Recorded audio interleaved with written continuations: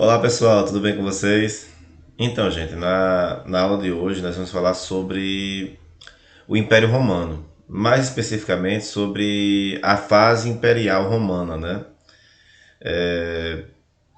Que é a fase específica do Império, do chamado Império Romano, que foi aí um dos maiores impérios da história e, por conseguinte, da antiguidade, chamada de Antiguidade Clássica, né? Então vamos lá, deixa eu só colocar aqui na apresentação. Pronto, então galera, a fase imperial romana, ela corresponde ao período em que Otávio Augusto vence a disputa política interna com Marco Antônio e é declarado imperador romano. Então, ele não assume oficialmente o título de rei, mas ele vai passar a governar com poderes absolutos, promove uma série de reformas sociais e administrativas e vai instituir e consolidar as instituições romanas. Então, nós podemos dividir o período imperial romano, o Império Romano, por fases, né? O chamado Alto Império, que vai aí do ano 27 a.C. até o ano 235 depois de Cristo, que é um período de crescimento e esplendor, é o auge da fase imperial romana.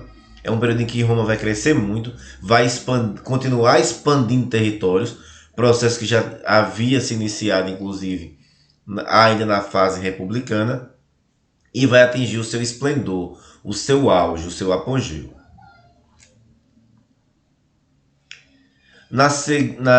E na sequência, a fase seguinte vai ser o Baixo Império, que vai aí do ano 275 até o ano 476 depois de Cristo.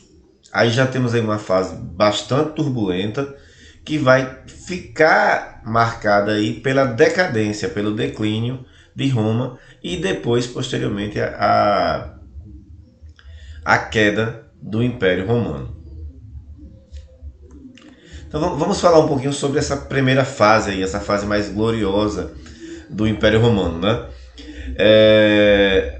No chamado Alto Império, quando Otávio Augusto se torna imperador, ele vai implementar uma política chamada de Pax Romana. Em que consistia essa Pax Romana? A Pax Romana vai consistir em uma política de redução de conflitos.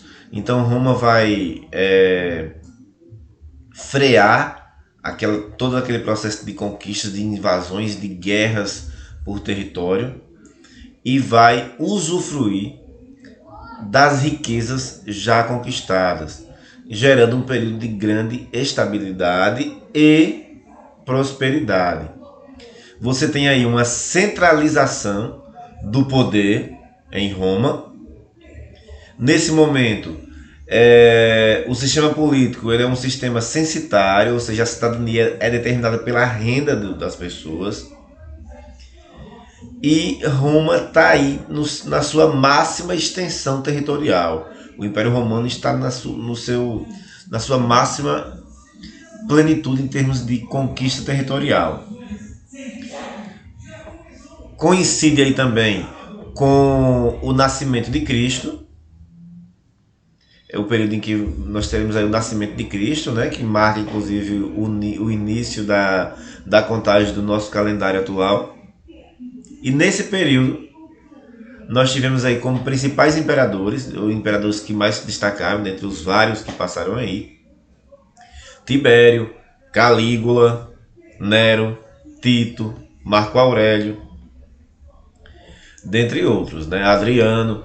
Calígula é um ponto fora da curva aí, né? Vocês vão, depois quem puder pesquisar, vai perceber que Calígula representa um momento de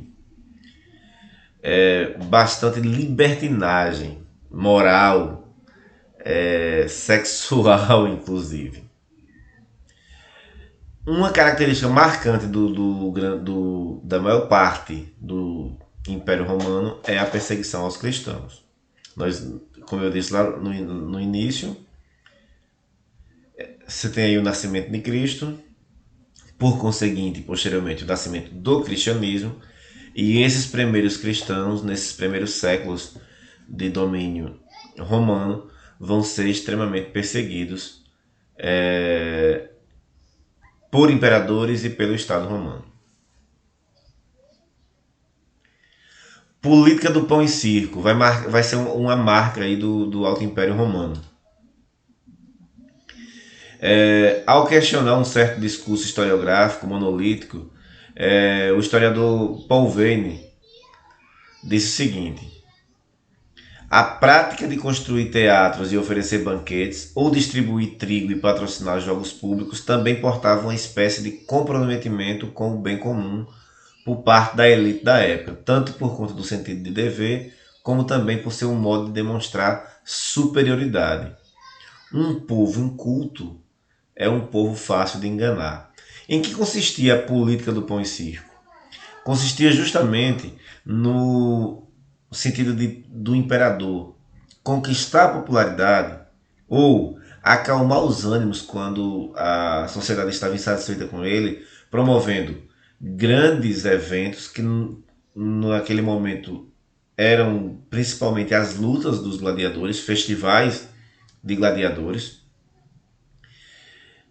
O Coliseu é uma grande arena onde isso acontecia, e distribuir trigo à população, oferecer banquetes, oferecer bebidas. Então, daí nasce a política do pão e circo, que é tão discutida até hoje, né? Quando administradores de municípios promovem festas com artistas de renome, justamente para agradar o povo, para que o povo esqueça as mazelas de sua administração. Então, essa política do pão e circo tem origem lá no Alto Império Romano. Ainda no Alto Império, como eu falei, você tem a Pax Romana, quando o Império vai ser integrado.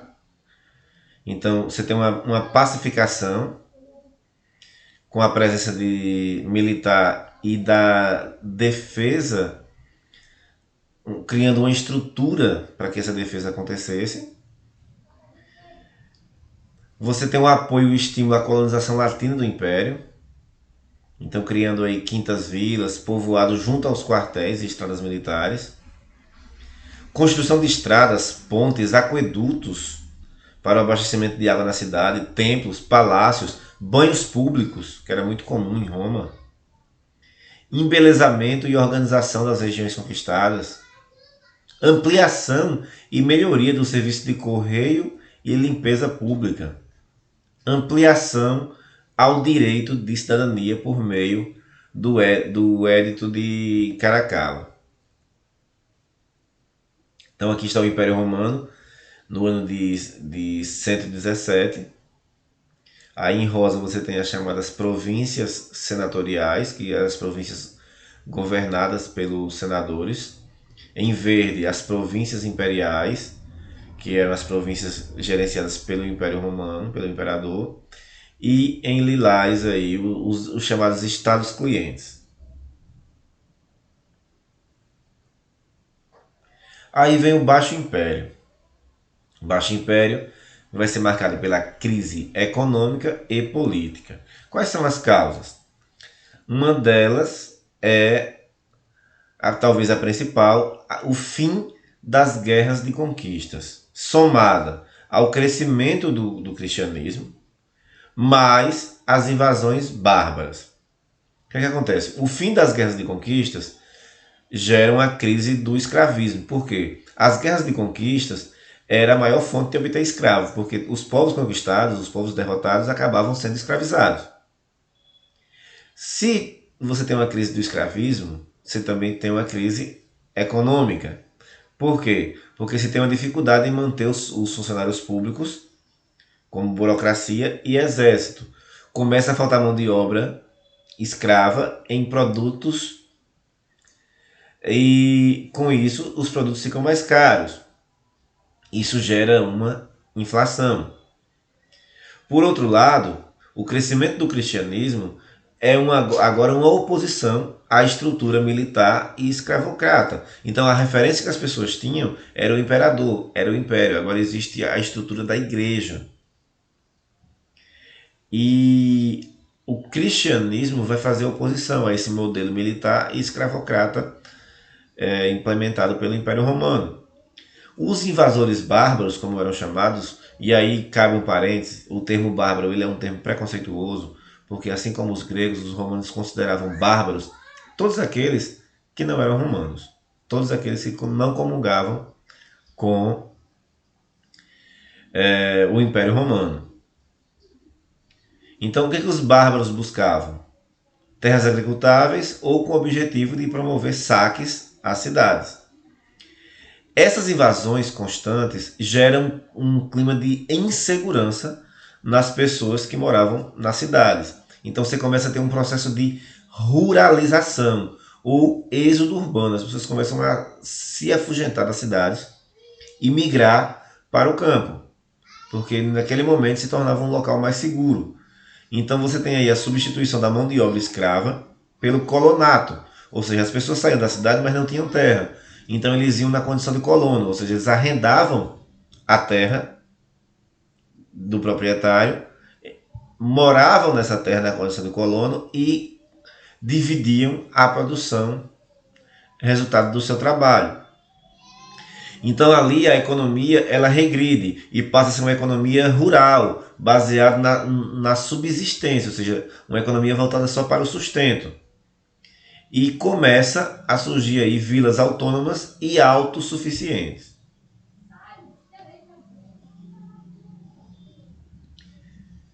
Então, essa crise econômica e política é marcada pela intervenção do império na economia e na sociedade. Aí vem, por exemplo, o imperador Diocleciano, que vai publicar o Edito Máximo, tentando fixar o preço das mercadorias e fixar os salários para tentar combater a inflação. Não teve sucesso, gerou problemas sérios de abastecimento na época. E aí acabou criando a tetrarquia. Aí vem Constantino, que publica o Edito de Milão, que vai promover a liberdade de culto aos cristãos. Então veja, só no Império de Constantino, já no final do século IV depois de Cristo, é que os cristãos passam a ter liberdade de culto. Cria uma segunda capital para o Império, que é Constantinopla, que vai acabar depois sendo a capital do Império Romano do Oriente, onde hoje seria Istambul, capital da Turquia. Aí vem outro imperador chamado de Teodósio. Teodósio vai publicar o Edito de Tessalônica e vai transformar o cristianismo na religião oficial do Império Romano. E vai dividir o Império em duas partes. Império Romano do Ocidente, com a capital em Roma, e o Império Romano do Oriente, com a capital em Constantinopla. E aí está o Baixo Império. Então vocês veem ali Roma, essa parte aí em bege, o Império Ocidental. E ali em roxo, o Império Oriental, Roma e Constantinopla. E aí, a ascensão do cristianismo, como nós dissemos antes ali, marca esse período final do Império Romano, principalmente. O cristianismo vai ganhar muitos adeptos, chegando a ser, primeiro, tendo liberado enquanto culto por Constantino e depois oficializado como religião do Império Romano por Teodósio, transformando-se aí na Igreja Católica Apostólica Romana.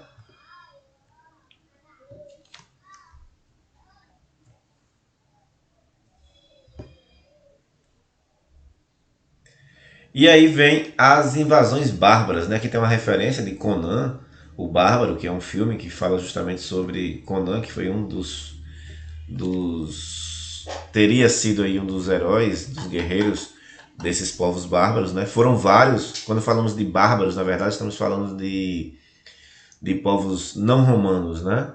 Como os anglos, saxões, francos, burgúndios, suevos, vândalos, alamanos, ostrogodos, visigodos, hunos. São exemplos de povos chamados de bárbaros pelos romanos naquela época.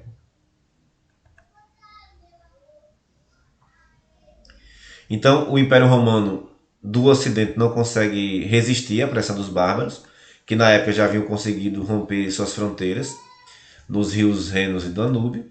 E no ano de 476, os chamados Érulos, um grupo de bárbaros germânicos, chefiados por Odoacro, invade e conquista Roma, pondo fim aí ao Império Romano.